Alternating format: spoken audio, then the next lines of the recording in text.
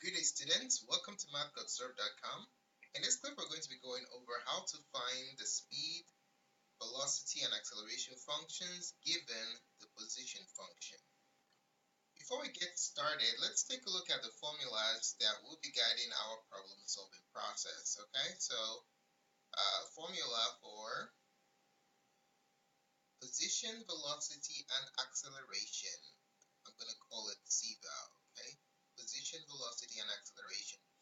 So the position function is given by the function s sub t. Okay? Sometimes the position function of a particle moving along the x-axis can also be given by x of t. So these two notations are interchangeable. Alright? But we're going to be using the s of t notation.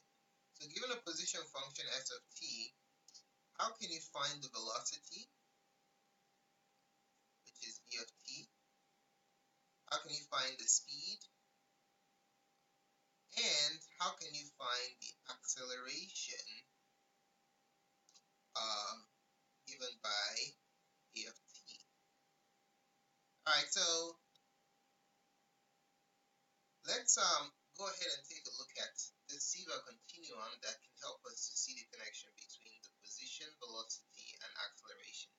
So just remember CVAL, and what you need to remember is every time you take a step down, you're going to be differentiating, okay? And when you're taking steps up, you're going to be doing the inverse of differentiation, which is integration, alright? So when you take a step down from position to velocity, you're going to be differentiating with respect to time. And then when you go from velocity to acceleration, another step down, you're going to be differentiating with respect to time again. So this continuum just basically helps us to see that if you want to go directly from position, the position function to acceleration function, do you see what it is? It's going to be the second derivative, the square, the t square. Alright, so the second derivative of the position function is your acceleration function. Alright, so let's go ahead and apply that here in our equations. So the velocity function is basically the derivative of position s prime of t, the first derivative. And then if you're using the x of t notation, it can be written as x prime of t. Okay? And then the speed. Speed is basically the absolute value of velocity. Okay? So speed is the absolute value of the velocity function. So if you're given the position function and you have to find the function for speed, all you do is you just take the absolute value of the derivative of the position function. Okay? Or the position function of a particle moving on a straight line. And then for acceleration, acceleration is simply the derivative of velocity, the rate of change of velocity. So the rate of change of velocity is the acceleration. Or it can be viewed as the rate of change of position, the second derivative of position. Okay? So if you differentiate the position function twice, you will end up with the acceleration. Okay? Or x double prime of t. Alright, so don't forget, when you write down CVA, if you take a step down, there's a derivative. You take another step down, there's another derivative. We're going to be starting with the position function in this presentation, and we're going to be looking for what the velocity and acceleration functions are. Alright, the instructions are as follows for the given position functions.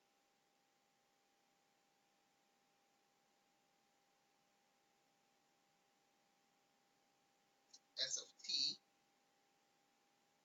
or t greater than or equal to 0, find the velocity, speed, and acceleration functions.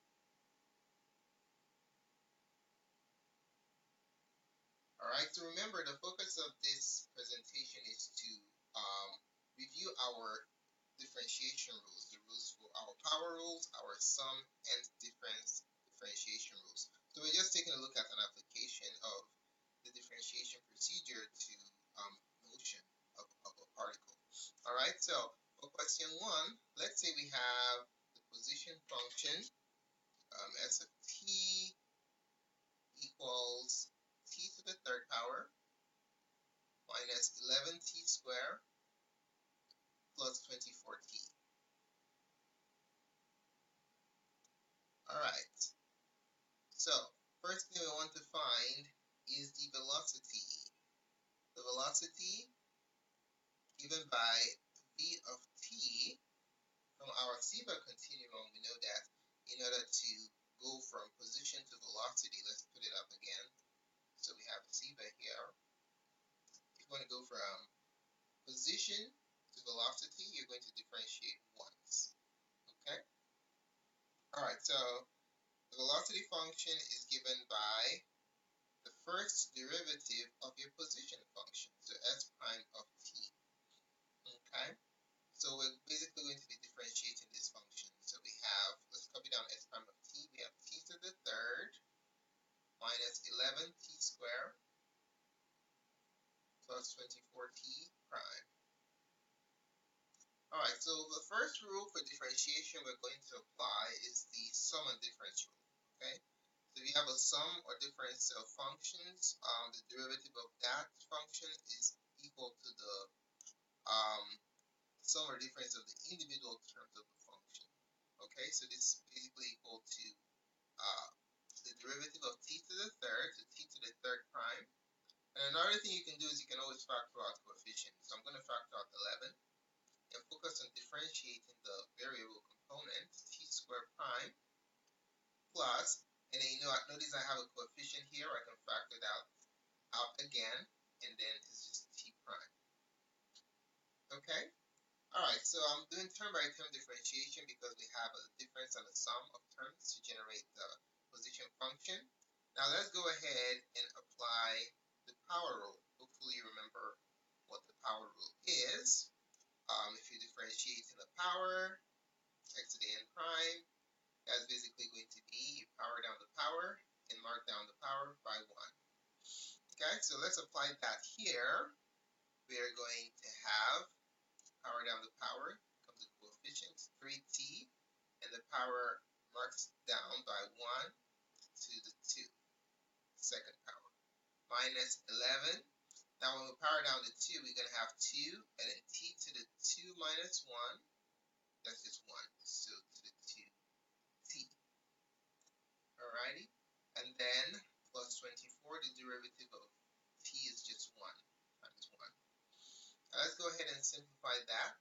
We're going to have 3t squared minus 22t plus 24 as our velocity function. Okay, so there goes our first answer. Alright, so how about speed? What's our speed? Our speed is simply the absolute value of velocity.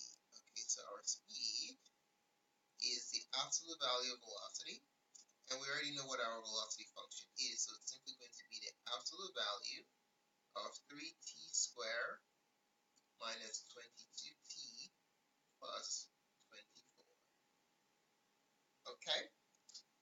And then the next thing we need to find is the acceleration function. Our acceleration function is given by a of t. It is the second derivative of position or the first derivative of the velocity. Okay, so a of t is v prime of t, or s double prime, the second derivative of the position. Since we already have our velocity function, we don't need to go back and redo what we did before. We just continue from the velocity function and find our acceleration. Okay, so we know that v prime of t, v of t is equal to, let's bring it back down, 3t squared minus 22t plus 24. Okay, so if we take a look at our SIVA continuum, we're right at the V point. So we're taking another step down. Remember, when you're going down, that's the derivative. We're going to differentiate again. Or if you're looking, let's say we were starting from the position function. If we're going straight from here to here, that would be double differentiation, this squared to t squared. Okay? Alright, so let's go ahead and find the acceleration. So given the velocity, now our acceleration is going to be, as indicated earlier, v prime of t. So we'll just simply differentiate the result we got for the velocity function. Okay? Alright, so now we're going to practice our sum of difference rule and the power rule differentiation techniques again. So term by term differentiation with the factorization of coefficients out. So factor out the 3, and then we're going to be differentiating t squared using the power rule, minus factor out the coefficient 22, we're going to be differentiating t, and then here we're just going to differentiate this constant using the constant rule for differentiation. Alright, let's carry out the term by term differentiation. We're going to have 3 times, if you differentiate t squared, that's 2t, minus 22, the derivative of t is just 1, and then the derivative of a constant, which is 24, is 0. Alright, let's go ahead and simplify that. If we simplify that, we're going to have 3 times 2t, that's 6t, minus 22 plus 0. Okay, so this is our acceleration function for the given position function. Alright, let's take a look at another example. The instructions are the same. We're to find the velocity, speed, and acceleration functions. Okay. For number 2, let's say we have the position function given by negative t to the 4th power plus 13t to the 3rd. Alright, we want to start off by looking for the velocity function. Alright, velocity v of t is, remember SIVA, the first derivative of the position function. Alright, so we're going to be differentiating this quartic binomial here, negative t to the 4th plus 13t to the 3rd. Alright, now we're going to practice our application of the sum and difference rule along with the power rule. Alright, let's do it. So we can factor out the negative sign here out of the first term and focus on differentiating t to the 4th. And then we can factor out 13 and focus on differentiating t to the 3rd. Alright, let's go ahead and apply the power rule here. If we differentiate t to the 4th, you power down the power and mark it down by 1. 4 minus 1 is 3, plus 13, power down the power, which is 3, mark down the power by 1, which is 2. Alright, let's simplify. We're going to have negative 4t to the 3rd plus 39t squared. Ladies and gentlemen, this is the velocity function for the given position function. Alright, let's go ahead and find out what the speed is, the speed function. Speed is basically the absolute value of velocity, of the velocity function, so it's basically going to be the absolute value of negative 4t to the 3rd plus 39t squared. Remember, speed is a scalar quantity. It doesn't take into consideration the sign, but velocity, on the other hand, is a vector quantity which considers the sign. Alright, so that's why we put in the absolute value varies for speed to neutralize the sign component. Lastly, we need to find the acceleration function. Acceleration function is given by a of t, and that's the first derivative of velocity. Remember SIVA, which is also equal to the second derivative of the position function, if that's where we're starting from. All right. Well, since we're already halfway, we know what the velocity function is. We're just going to differentiate that once in order to determine what the acceleration function is. Okay, so we're starting from the velocity function. So what is the acceleration function? Remember CEVA, right? So from CEVA, we know that from velocity to acceleration, you differentiate. Okay, let me put it up again. So we have position, velocity, and acceleration. For the first part, we went from S to V. We are already here now, so to find acceleration, we're just going to differentiate again. Alright, so remember, every step you go down the CEVA continuum, you differentiate once. Okay, now let's differentiate this. To find A, we are going to be looking for V prime of t. Okay, so we're going to be differentiating this entire cubic binomial, negative 4t to the third plus 39t squared. Now we're going to be practicing our sum and difference and power rule again here. So let's do the sum and difference rule. For the first term, we can factor out the coefficient negative 4, and we're going to be differentiating t to the third. Okay, and then for the second term there, we're going to factor out 39 and focus on differentiating t squared prime. Alright, now applying the power rule to each of these terms that we're factoring, we'll have negative 4. The derivative of t to the third, applying the power rule, power down the power, and mark it down by 1. 3t squared plus 39, power down the power, mark it down by 1. That's 2t. Alright, let's go ahead and simplify that. We're going to have negative 12t squared plus 2 times 39 is 78t. So this is the acceleration function for the given position function that we had earlier. Okay, so we have the speed and acceleration. Alright, so how well did you master the contents of this presentation? To demonstrate mastery, we'd like you to try out the following problems. Instructions are still the same here too. Let's go ahead and try these. The instructions are for you to find the velocity, speed, and acceleration functions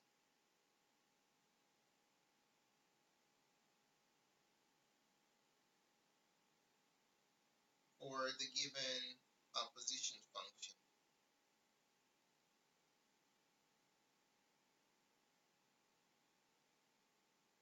Okay. Alright, so let's say we have for number 1, we have the position function as of t equals negative t to the fourth plus 15t to the third. Number 2, what if we have the position function as of t equals negative t to the third plus 28t squared minus 196t. Number 3, what if we have the position function t to the third minus 22t squared plus 121t. Then number 4, what if we have position function as of t equals t to the 4 minus 8t cubed. So go ahead and pause this video presentation at this time and try out these 3 problems. When you're done, you can click back on the playback button to see what the correct answers are. Alright, so hopefully you had a chance to try out the problems. Let's take a look at what the answers are. For question number 1, the velocity function is given by negative 4, t to the third plus 45t squared. The speed is basically the absolute value of that, negative 4t to the third plus 45t squared. And then the acceleration function of t is negative 12t squared plus 90t. For question 2, the velocity function is given by negative 3t squared plus 56t minus 196. The speed is the absolute value of that, absolute value of negative 3t squared plus 56t minus 196.